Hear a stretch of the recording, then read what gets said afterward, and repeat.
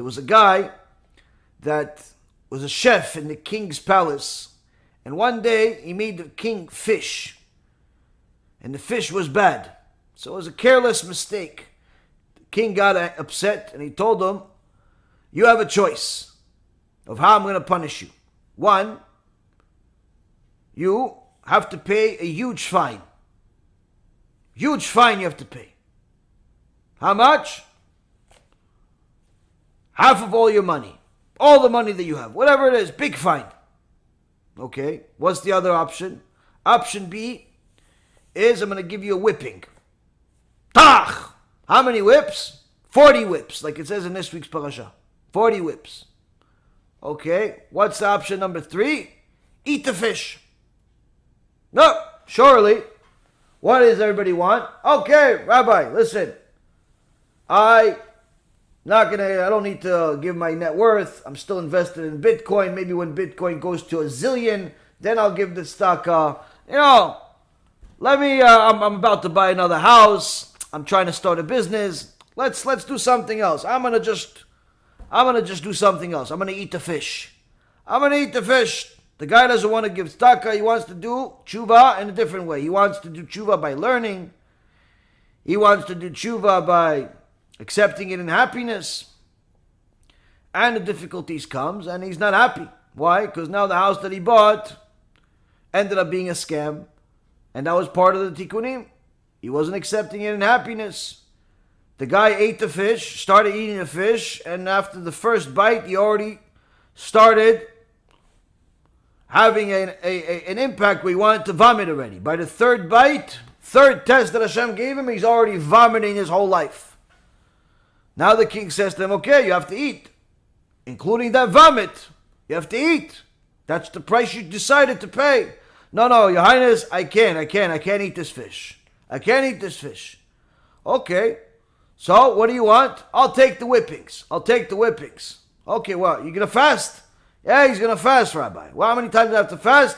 How many times you sin? Oh, 1,000,000. Okay, so you have to fast a zillion times. All right, great.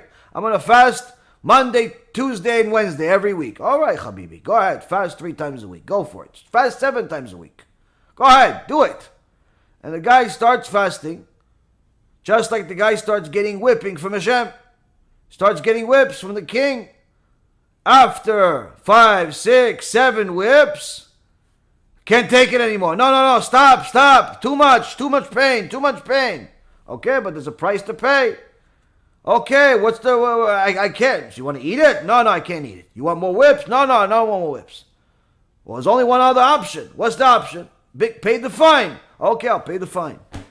And what happens with such a person? Such a person, the Magid Miduvna says, such a person is a fool. Why is he a fool? Because what ends up happening is that he ends up paying the fine, eating, and whipping. He ends up doing all of them. Why? He was too cheap. He was too cheap just to get rid of it. He had the money, but he wanted to keep the money because he thought that Hashem's not going to give him new money. You see, Rabotai Karim, when a person has an opportunity to do tshuva with money, that's actually the cheapest price. To use your money to help Avrechim learn more Torah, to help more people do tshuva, to help more Torah be publicized in the world, that's the cheapest way to clean the big stains that a person made in their life. Cheapest way, even though it looks like the most expensive. But unfortunately, people are willing to spend $1 million in a house, but only $150 on tzedakah for real Torah. They're willing to spend $50,000 on a watch, but only $500 on a few things that are going to help some people learn Torah. They're willing to spend tens of thousands of dollars for a temporary vacation for a weekend or two, but only a few shekels for an eternal Torah that will fix stains that can give them an eternal Gehenna instead. You see, Rabotai, our Chachamim never looked for money. But they simply allowed people to understand that you can use this blessing that Hashem gave you, that's called money, in order to clean the mistakes you made. Or You can get it in different ways. Either way, you're going to get it.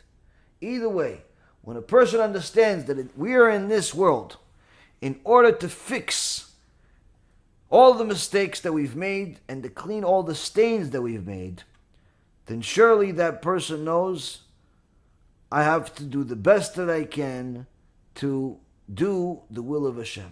That way, I'll be able to not only clean the stain, but even more so, I'll be able to understand why it's all for my benefit.